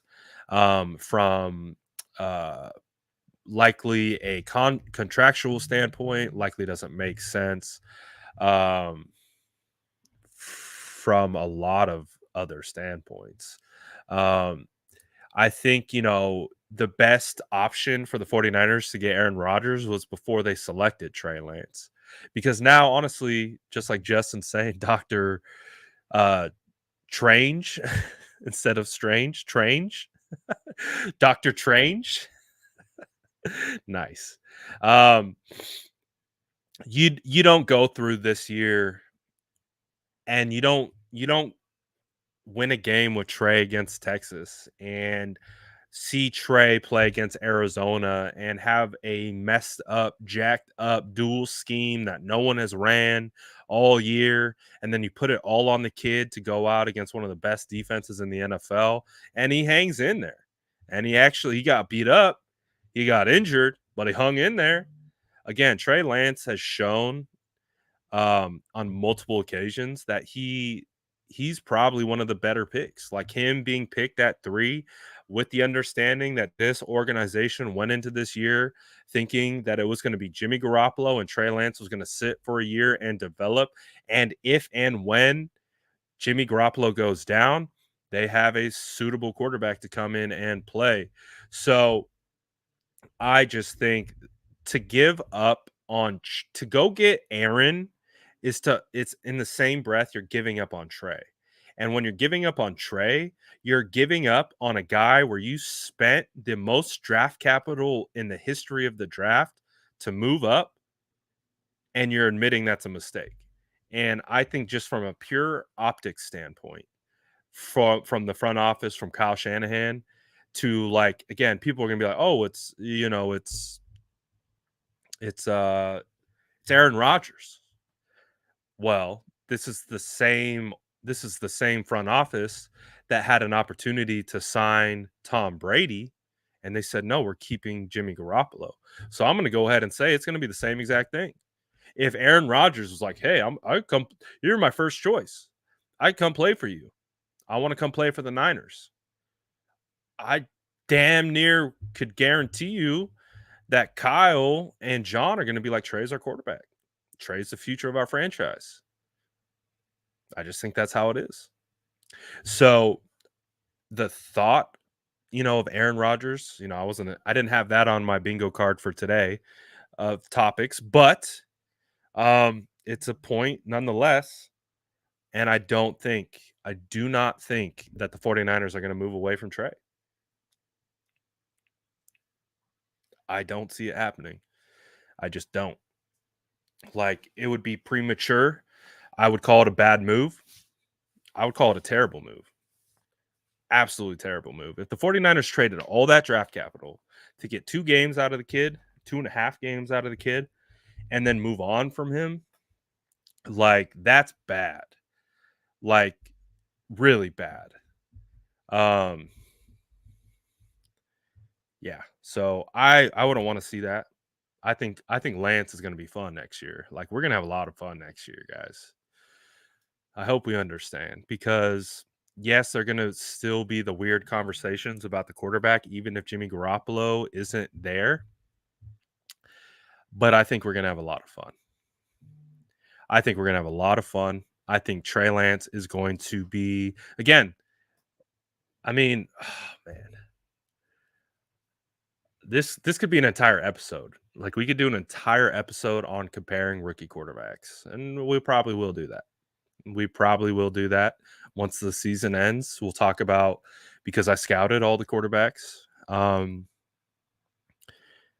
I just, if Davis Mills was the backup, and they drafted Davis Mills in the 3rd round, and you proposed, Aaron Rodgers, then the conversation's a little different. But when you take in the account of the value, the compensation, and also just what the 49ers went through this year after taking him, to then just move on from him doesn't seem like it makes sense on a ton of levels. On a pure field production standpoint, yes, it makes sense to want to have Aaron Rodgers, but there's so much more than just that. And because of that, I would say absolutely not. It's going to be Trey Lance next year in 2022. I imagine Jimmy Garoppolo is going to get traded in this offseason. They are hoping so. They are really hoping, I'm sure, that Jimmy Garoppolo continue again after that Rams game. It's probably the highest that Jimmy Garoppolo's value had been all year. And then going into the first half of the Cowboys game, okay, he's maintaining the stock. And then we kind of saw that collapse there almost occur at the end. And then it goes, and again, I think it kind of reminds people like what Jimmy has the tendency of doing. Again, I think, a term we hear a lot with Jimmy Garoppolo is we hear consistently inconsistent. And I think that's fair. I think Jimmy Garoppolo has strong traits. I think he has good mechanics as a thrower. I think he can make a lot of tight window throws. Obviously, we know how accurate he can be over the middle. He shows accuracy on outbreaking routes outside the numbers. He can show accuracy on some deep throws down the middle, but we also see other scenarios where, he misses layups. He missed a layup to Kittle. Thankfully missed a layup to Kittle. Because if that was an actual catch and Kittle fumbled it, that would have completely changed the entire complexion of that game. But again, like I said, thankfully, Jimmy short-armed it and it bounced off the turf. And it was like a 5-yard, like 10-yard throw. So, I mean, we're just going to – it's a roller coaster. I don't know if George said it or he was asked about it, but he said roller coaster, and I think that's a good representation of what Jimmy Garoppolo is. I think it's a bit of a roller coaster. You get your highs and you get your downs and you get your twists and you get your turns. But, hey, always comes back around, pulls into the station, finishes the job for the most part. But yeah, this is Trey's team in 2022. So wasn't expecting to talk about Aaron Rodgers today, but it's not a terrible question either. It's not I've heard that thought process discussed many times. So it's definitely out there. It's definitely something that people are thinking about because I think it's clear that Aaron Rodgers won't be on the Packers next year. So we'll find out. Let's pull the chat. Oh, I appreciate you, fam. Thank you. Let's pull the chat. Do you think Jimmy Garoppolo will be back next year? That obviously would mean that Jimmy is that means he would beat the Packers on the road, beat whoever in the NFC Championship, wins a Super Bowl. Well, let's say this. If Jimmy Garoppolo wins the Super Bowl, is he back next year? I'm changing it. If he wins the Super Bowl and Jimmy Garoppolo is hoisting the 6th Lombardi for the San Francisco 49ers and brings us to glory, is he back next year? Oh, we got a yes. We got a no. No. Good amount of no's. We got love him, but no. I think it's time to move on. I think it's the best case scenario for everyone involved. I would agree with that. I would agree. I think it would be a storybook in a sense. I think it would be storybook in a sense. You know, yeah, so it looks like no. Do you think Debo will get max contract? We don't have max contracts in the NFL, but I guess what you're considering max contract is highest paid. Debo Samuel will be the highest paid running back, or he will be the highest paid wide receiver and running back in the NFL. No, he will be the highest paid. Like he's gonna get like Devontae Adams money. Like I would imagine Debo gets paid first, and then Devontae Adams waits and tries to get what like Debo gets or a little bit more. Because I would say based on Devontae Adams' body of work, clearly, he might have more prestige and longer times of consistently doing it. But hey, Debo's going crazy. Potentially, no on Jimmy returning. Yes, if he restructures his contract and wants to stay. Yes, no. Jimmy wins a Super Bowl, Eagles 2 first. Big Heck says yes, he's coming back. TriStar says still, or Trickster, right? Not TriStar, Trickster. Still won't be back even if he wins a Super Bowl. Would be best to trade him. No, gave up too much for Trey. No, sir, not for $27 million. No. Yes, absolutely. Nope. This is a Nick Foles situation. Maybe trade value is high. Lamar says no. Eduardo says yes. So you can see it's actually, we've got a not a chance. Dylan says, how can you move on from that? Why would you? It's kind of got a point.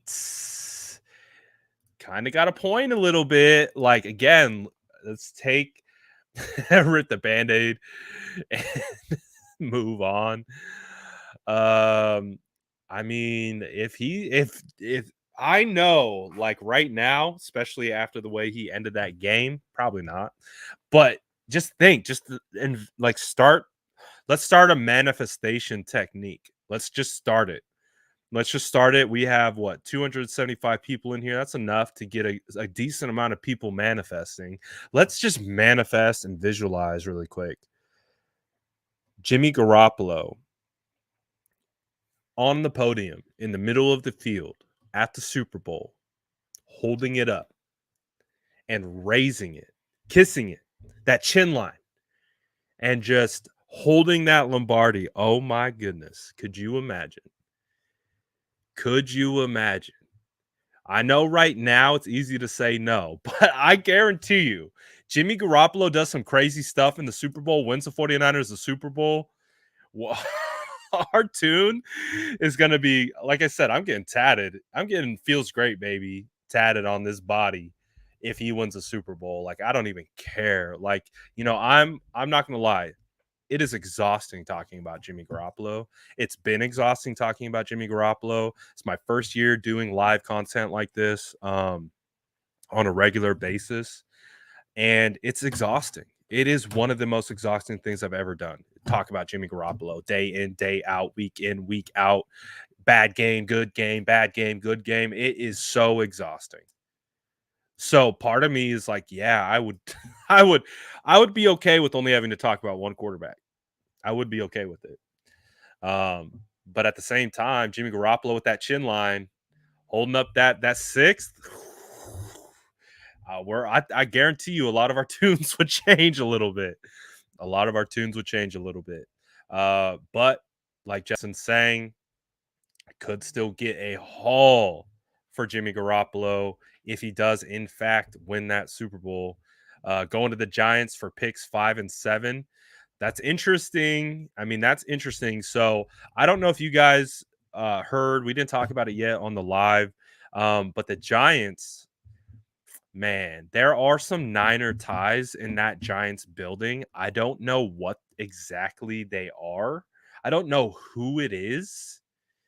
I don't know who it is, but there's someone in that Giants building that likes 49ers players. Again, Dante Pettis went over there. Like there are a couple players that the 49ers have released or let go, and the Giants are the first to snag them. I've noticed that trend. I wish I remembered off the top of my head what those players were. I know Dante Pettis is one of them, but there was more than one. It was multiple. Like it was more than 2 or 3 players that the 49ers let go. And I thought it was interesting how the Giants picked them up. And so I've already thought this. That the Giants low key want to model themselves like the 49ers, low key, right? And they just got done interviewing assistant GM Adam Peters, VP of player personnel, Rand Carthon, probably butchering his name. So they just got done interviewing those two high level executives from the 49ers to be potentially GM of the Giants. Well, could you imagine if Adam Peters gets hired? Adam Peters gets hired by the New York Giants, and then they bring either Mike McDaniel or D'Amico Ryans to be the head coach. I'm just saying, man. Like, don't sleep on the Giants, man. If the Giants hire someone, if the Giants hire one of the 49ers front office people, you should officially be scared that the 49ers are going to lose one of their coordinators to the head coaching position for the Giants. I think that should be a real fear. I do not want to lose Adam Peters. I think Adam Peters has been foundational in regards to building this roster that we are looking at today, the players that he's helped draft. I don't want to lose him. I don't know enough about Rand, to be perfectly honest. He's VP of player personnel, so I would imagine he has a lot of. I don't know if it's pro player personnel or college. I think there's a split, but doesn't matter. Whichever team hires Adam Peters or Rand, they're doing it because they want what the 49ers have. And if they want what the 49ers have and they can have a coordinator, specifically a D'Amico Ryans, I mean, I think it would be a year too early for both D'Amico Ryans and Mike McDaniels to take over a head coaching job. I would like to see them as one more year as coordinators, but that doesn't mean that they're not capable of doing it. It doesn't mean they aren't able. It's just one of those things. It's like, man, both their first years as coordinators. Mike McDaniel, is he really the coordinator? It's kind of Kyle's gig. Mike McDaniel does a lot from I think a play design standpoint and a schematic standpoint and that kind of stuff. But we know Kyle calls the plays a lot and does that kind of stuff. So we'll see, man. We'll see. But imagine they take a coach and they trade Jimmy to the Giants. That would be wild. But honestly, though, if Jimmy Garoppolo wins a Super Bowl, right? If Jimmy Garoppolo wins a Super Bowl, that's guaranteed first-round pick. And understanding the 49ers draft situation, again, that makes – if the 49ers, again, this is a true economics model that they're working in regards to player value. So if they can trade those picks, and I think that a huge reason why they felt comfortable trading those picks to go get Trey is because they truly believe that they could get a first-round pick back for Jimmy Garoppolo. And I think that's a big reason why. Is because you give up that draft capital in the future, but that means you can regain more draft capital. It's how you can build teams, especially if you move future picks. You can get those picks back by moving other pieces. So if you trade the first round pick for Trey, but then you turn around and you get another first round pick for Jimmy, That all of a sudden makes Trey Lance look very cost effective. And I think fans then stop talking so much about, oh, they traded this for him, they traded that for him. I think it becomes a little bit different of a conversation if the 49ers recoup a first-round pick. That would be wild. Jaguar, I can't read today. Can't read ever, but today specifically. If he wins Super Bowl, he stays. Want to give mad props to the offensive line. I love that. I guess Micah Parsons was wrong about bullying the bully. I love to hear it. Absolutely love to hear it. Yes, I agree. Mad props to the offensive line. I can't wait to break it down. I can't wait to get in there and watch this tape and do it all, because I think it's going to be a lot of fun. I think watching what the O-line did, I think they quietly, I know they had a good game, but I think they had a better game than what we kind of saw on tape. And absolutely, Micah Parsons wasn't ready for that smoke. Telemedia, Micah Parsons wasn't ready for that smoke. It's all good. He'll learn. He's a rookie. He's getting used to it. He'll get used to it. 100%. He'll get used to it.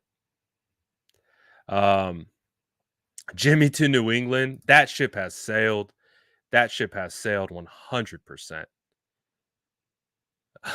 Play the McDaniel montage. All right, I'll do it for the culture. Why not? I'll play the McDaniel montage for the culture. It's good, man. It's great. McDaniel's a gem. He's a gem. I'll play the McDaniel montage for the culture. Since we were on the coaching conversation, potentially Mike McDaniel going to get hired by, whoever. If anyone hires Adam Peters or Rand, I would imagine one of our coaches is going with them.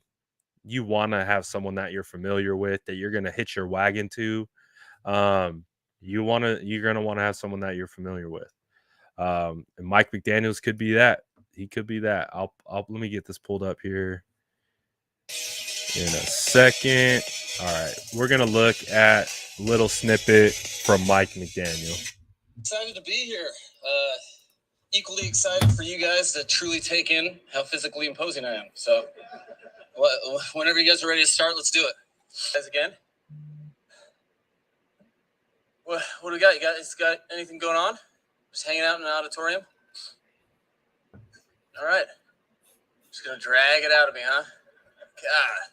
Make you do all the work. What do you guys got for me? I'm sorry. I apologize. All right, see you guys. So how we doing? What do we got?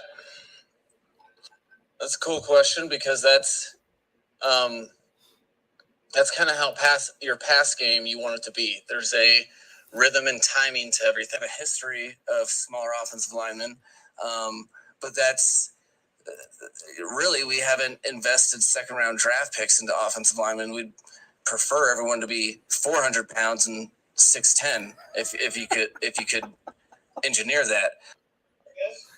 So that's fun. See you guys. He looks like Logic grown up.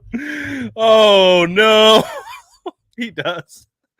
That's hilarious. He does look like Logic all grown up. Oh no, go away. I don't want you on the screen. He looks like Logic. Oh, we're playing double. No, go away. Go away. It automatically pulled up my live. No, but I mean, I've been one. If you guys seen me, like, I'm that guy in the 49ers YouTube chats when everyone starts talking crap about Mike McDaniel. I'm that guy, like, you guys have no idea what you're talking about. Like, it's like none of you know, like, how smart this guy is. Like, yes, he looks like Logic all grown up. Yes.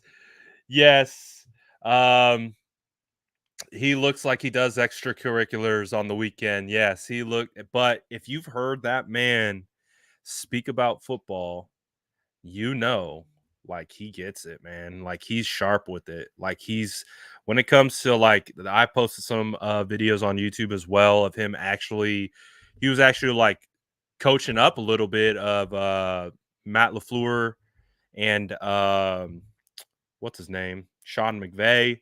And then they went out on the field for the QB collective QB camp. And when you hear him talking to the guys and like what he's trying to accomplish and what they're trying to do, the points of the drills, what they need to do in the drills, like, he gets it, dude. Like, he gets it. He's a football guy. Like, and people who think he doesn't do anything just don't know. Congratulations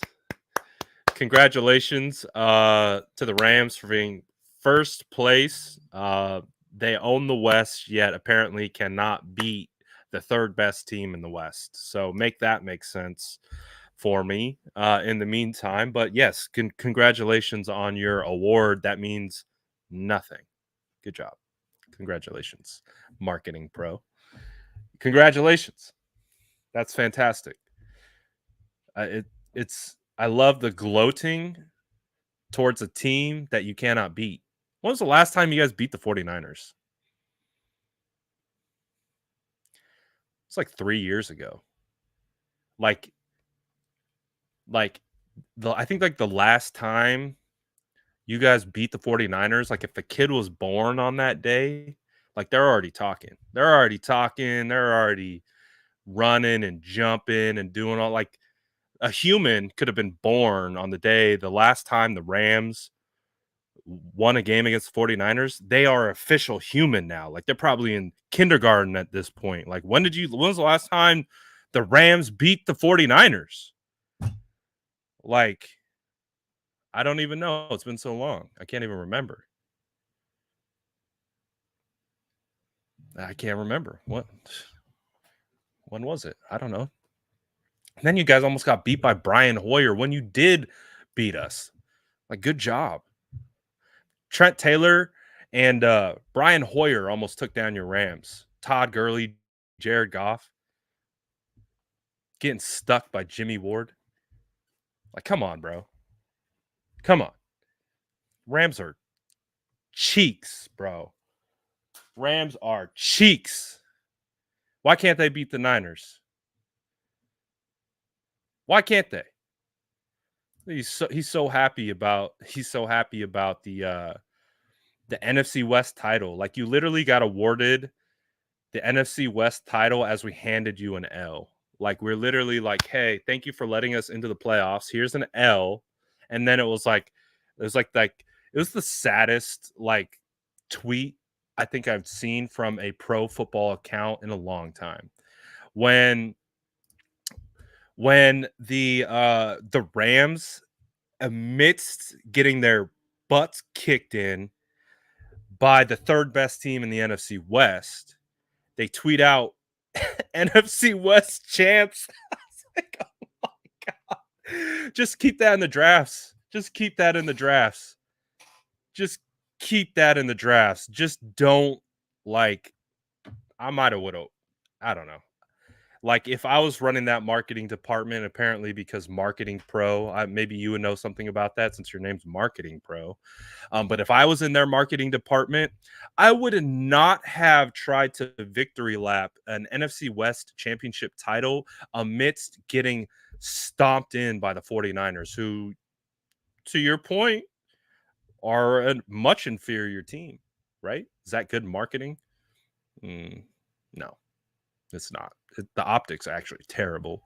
It's probably, from an optics standpoint, if we were going to have our marketing meeting, and I got my VP of marketing over here, my marketing coordinators, I got my director of marketing, and we would have had that discussion. Let's go into the Rams marketing meeting pregame. Like, okay, we're going to probably, these things shake out. Even if we lose, we can still win the NFC West. However, how do we want to announce it? Because if we are losing, do we want to announce it? Do we want to do that? I would have said, let's take a breath. Let's pause, and definitely not do it mid game at the end when it's like, yeah, it looks like they're going to lose. Probably not do that. You know better, marketing pro. Clearly, you're not a good marketing pro, or else you wouldn't be saying what you're saying, because it looks very bad for you. It's more, it honestly just shows that you're not a marketing pro, to be honest. Like, because what you're marketing to a bunch of 49ers fans is literal crap. Like, I'm a marketing pro. Okay. Let me jump into this 49er chat and tell them how we're the NFC West champs. Good for you, bro. Good for you. Thank you. I needed that laugh. I needed a good something. I don't know what that was, but I needed it.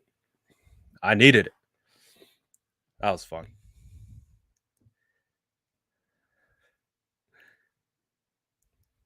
Oh, what do we got here? He says, I know better according to my marketing pro analysis brands. Are where they need to be. We have the favorable playoff schedule. We're going to demolish the Cardinals and the Bucks. Oh, that's right. That's tonight. Oh, guys, we're going to have more fun tonight. I completely forgot about that. Either the Cardinals or the Rams get eliminated. And for this reason alone, I hope it's the Rams. I do. I hope the Rams get eliminated. I don't know. See, that's a tough thing. Do I want the Rams to get eliminated, or do I want them to stick around in case the 49ers have to play them again, and knowing that the 49ers are going to whoop their tail? It's a hard back and forth. But, either way, it's a win for the Niners, because imagine too, like, being so, like, marketing pro, like, if you guys get bounced by the Cardinals, just know, like, your trash talking just is going to be the most pathetic thing that we've ever seen. Like, if you I hope for your mental health that the Rams win, because if they don't, we're smoking that marketing pro pack tonight. R.I.P. Bozo. R.I.P. Bozo. Just how it works. I hope they win for your sake. Like I said, I'm sure you got a lot of mental invested into it. So if they lose, all that talking, it's not going to work for you. We'll just sprinkle you up, twist it up. Whoop. Smoking that marketing pro pack. You feel me? Smoking on that top 5 tonight, baby. Oh, I love talking trash to Rams fan. It's so fun. I have so much fun talking trash to Rams fans. Like, I'm not gonna lie. I think the Rams have kind of taken over, like, that need that I have to talk trash to other fan bases. The Raiders were that 100%. The Raiders were that for me, but they're not here anymore. So it's just not the same. But the Rams, on the other hand, I think I have the best content and post the best memes when it's about the Rams. Jason says the cherry on top for the weekend, a Rams exit. Yeah, I'm not going to lie. I would love to see the Rams get trounced by the Arizona Cardinals. Let's keep it a buck. I would love to. Again, Arizona embarrassed us this year. It is what it is, but get us a little payback, AZ. Take down the Rams. Screw the Rams, man. Justin says we've been smoking that marketing pro pack for years. Let's go. Oh yeah, we're gonna roll a fatty marketing pro. Oh my goodness. I thank you for the comedic relief marketing pro. Thank you. I needed that. Again, just makes me more happier. Makes me more happier that the 49ers beat the Cowboys. Makes me more happier, that the 49ers beat the Rams. Not only sweep them this year, but sweep them 3 years in a row. I believe the last time the Rams beat the 49ers was 2018. What? Did you know that the average life not expectancy, but the career span of an NFL player is 3 years? That means you have probably washed out half your draft picks since 2018, since the last time you beat us. Just saying. Just saying. Oh, he's quoting the great Stephen A. Smith. Good job. This is how you know this man's is a marketing pro. See, this you're seeing it all kind of laid out in front of you, and just the way he's responding. Because the thing about marketing people, I worked with them for my entire career before I started doing this. I worked with VPs of marketing, directors of marketing for the biggest companies you can think of. Should I name drop? Nike, T-Mobile, Uber? Like what other companies should we name drop? So the one thing about marketing pros is they don't act like this. Oh my God. You're quoting Stephen A. Smith? Man, you are talking to a guy. You're talking to the wrong one, especially with that name. Like, you're talking to the wrong one. Like, you want to talk about marketing? Pull up and sit next to Poppy, and we'll have a conversation, and I'll show you the roadmap for how to market. Come on, brother. You're just yeah. It's starting to get unfortunate for marketing pro at this point. But I'm having fun. Now we just need a Raiders fan to drop in and start talking, and then we have the trifecta. But yeah, I mean, we're just having fun at this point. I think the Victory Monday, the main juice, the main meat of the segment, I think we're done. I think we could honestly end it at any time, but I think Marketing Pro is just letting us have a good time right now. I think he's bringing more enjoyment to our Victory Monday episode. I appreciate it, my guy. I do. He's back.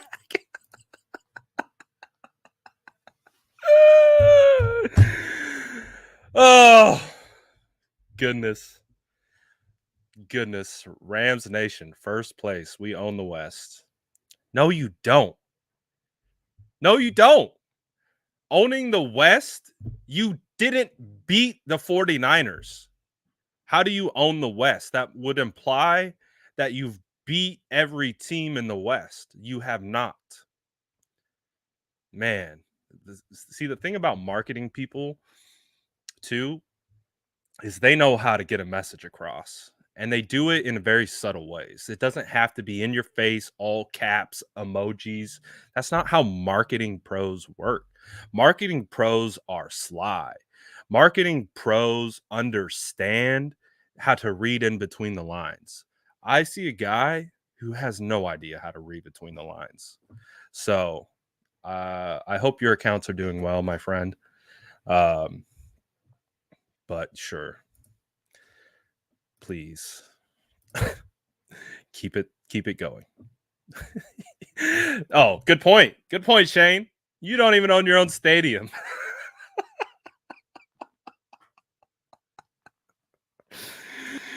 Dude, oh man, Rams.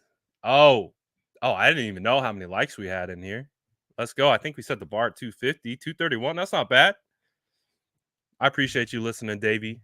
We're just the live is essentially over. We're just actually all roasting a Rams fan together and having fun with it. That's pretty much all we're doing. We could literally end the live any second now. Bay Area Baller says Rams have poor marketing. Their stadium was filled with 49er fans. Oh boy. Goodness. Something tells me like marketing pro, like he's a marketing pro in like Arkansas, or like he's a marketing, I'm not trying to discriminate or anything, but like a marketing pro in Boise, Idaho, like a marketing pro in like Nebraska. Try being a marketing pro in a top 5 media market. Then we will talk about being a marketing pro. My man's probably sitting out in the fields marketing your handyman, repair guy, plumber, electrician. Nothing against those guys. We need those jobs. Those need to exist, and they need marketing pros. Legit marketing pros, though. Legit. I got nothing against Boise. I don't know why Boise was one of the things that popped into my head. I really don't know. But it was. It just nothing against Boise. I don't think I've even been to Boise before, so I can't even speak on it. I was trying to be careful not to take a shot at probably where anyone is residing in. Oh, man. It's fun stuff, though. So we got score predictions. Let's do our score predictions. Drop your score predictions for Rams versus Cards coming up tonight. Hey, I'm not going to lie. Idaho, I've heard so many good things about Idaho. I've heard so many good things, like about like the area and the beauty of the area. I've heard lots of good things. It wasn't a shot at the area. It was a marketing. It was more of a marketing thought process. All right, we got Cards 24-20 over the Rams. Ooh, we got Cards 42-3. We got 27-20 Cards. Oh, we got a Rams winning. He gives a reason because of experience. Arizona going down 34-17. We got Big Heck 31-27. Stepson gives double zeros. Is that possible? Ooh, and we got negative. Yes, Idaho has potatoes, I believe. I believe so.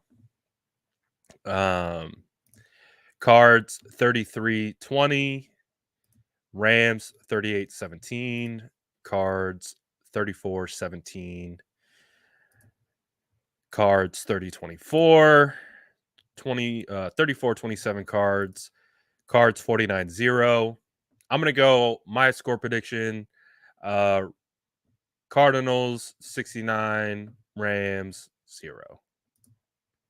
Boom. Roasted. Yeah, we're almost at 2 hours. I'm just completely off the rails at this point. We're almost 2 hours on the live. I am off the rails. I'm sorry if this is your first time experiencing this live, my lives. I'm off the rails at this point. So I hope you're enjoying off the rails sourdough, Brad. He says 34-20 Rams. Cards 34-27. Great news. Thank you for the update on Bosa and Warner. No problem. Cards 5, Rams 6. 49ers fans, I think are. 49ers fans are. A-R-E. 49er fans are dazed and confused.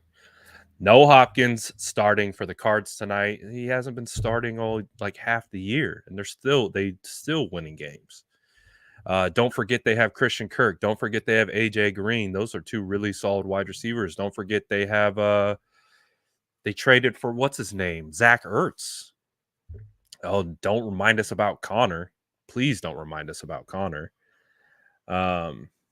We remember that. We remember that. We do. Rams 31, Cards 24. Ooh. Oh, I like this. This is what I should have said. He's a marketing pro in Silver City, New Mexico. That is a place that I've been to. Very random place that I've been to. I actually lived in for a little bit. Cards 26, sheep 24. So it's nice. It's okay. Honestly, though, so are they home or away? Are the Rams home or away at this point? Are they home or away? Rams are the higher seed, right? So if they won the West, that means that they should be the home team, right? What if they turn the game on and it's all red again, but it's just Arizona Cardinals, and the Arizona Cardinal fans completely take over SoFi Stadium, and everyone just has all 49 all Rams fans, all Rams players, they just have flashbacks to the 49er game. They just have just flashbacks. They're just like, oh, they just see all the red in the stands, they hear the chants, they just get shook, and they just immediately go back to that moment where the 49ers went into their home and took their soul. Also took their home. That's our home now. SoFi Stadium is our home. But could you imagine? Oh my God, I would pay. I would pay to see Marketing Pros whole vibe. If that happened. Literally, if just more red walks in and it's all red, it's all Arizona Cardinals. Arizona Cardinals aren't too far from LA. So hey, maybe.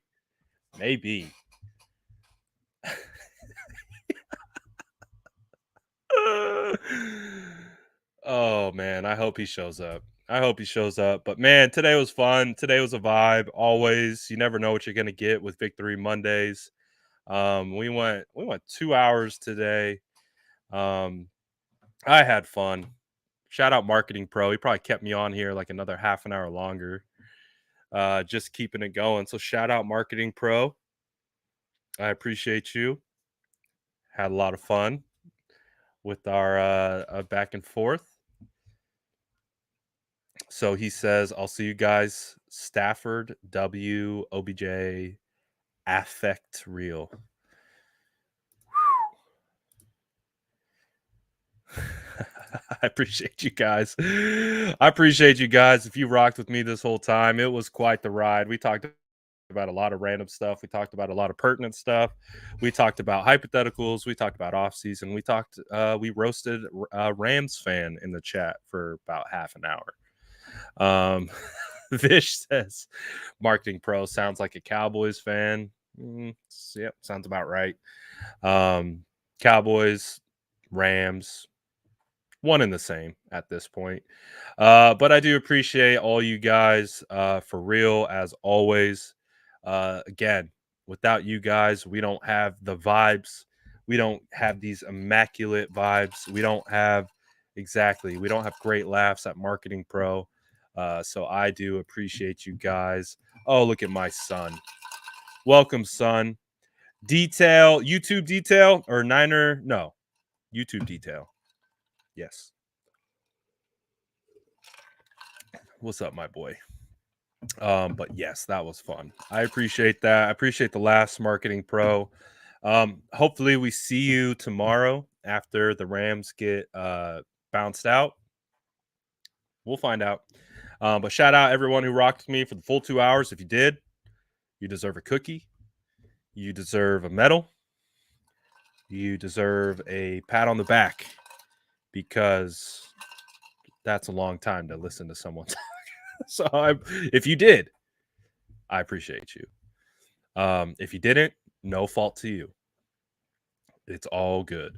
I appreciate every single one of you. As always, you guys are the best. We will be back tomorrow. Let's see, what's tomorrow? Tuesday.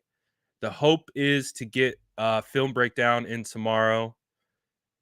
Maybe another live, but we'll have at least one. And I got to get myself a donut. I do. Especially after getting shut out today. I need a donut. Appreciate the Sourdough Squab. Squab. Hey, I appreciate that, James. We got a new member of the Sourdough Squad. Let's go. We see you. Appreciate it, man. We really do. Sourdough Squad, the SDS gang is the best gang of all gangs. You literally cannot tell me otherwise. SDS, bread gang. We're gonna have like 30 names and emojis for our group when it's all said and done. Look, we got donuts dropping in. We got the bread gang in the building. Let's go. We see everybody, baby. Donut gang, bread gang, SDS. Let's go. We see the squad. All right, guys. I appreciate it as always. If you haven't already, you know the vibes. Smash that like button on the way out. If you do want to be a part of the Sourdough Squad, guess what? All you got to do is like and subscribe, and you're in. And then you just come vibe with us. Oh, we got some cake. Oh, I like the cake. I like the cake. You got donuts too. The SDS Donut Bread Gang. This is something that I've been thinking about. So I'm going to keep it a buck with you guys. We're running content. Until the season is over. Let's go. Oh, Vish is new too. Vish is new Sourdough Squad. Let's go. New member. But this is something that I have been thinking about quite a bit. And as we know, if you know what Discord is, it is a place where I can just develop a chat that we always have a chat going, especially with Sourdough Squad. If we want to do other things, we can do that.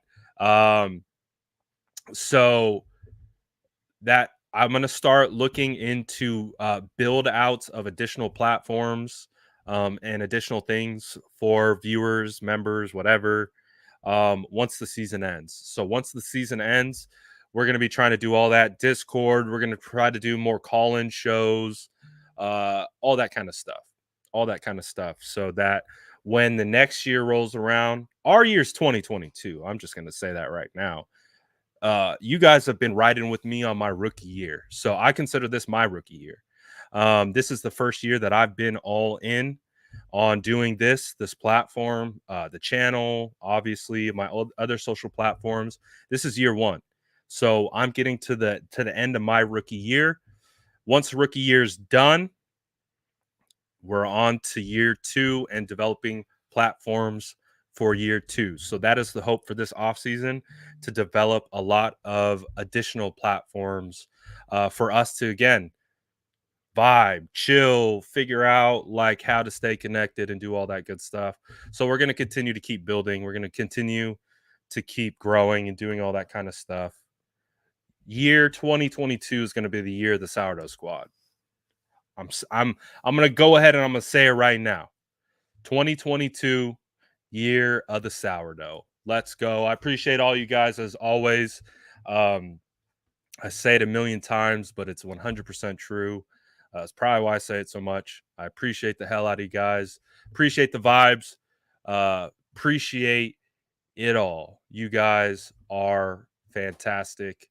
And again, the Sourdough Squad is still growing, and we're still vibing, and we're still getting better. So on to the next. I'll see you guys tomorrow, probably around the same time. We'll see. Could be a dual live day. We'll figure it out. But we appreciate the Sourdough Squad. You guys have a great rest of your day. Stay up. You might catch me on Instagram doing a live. Maybe.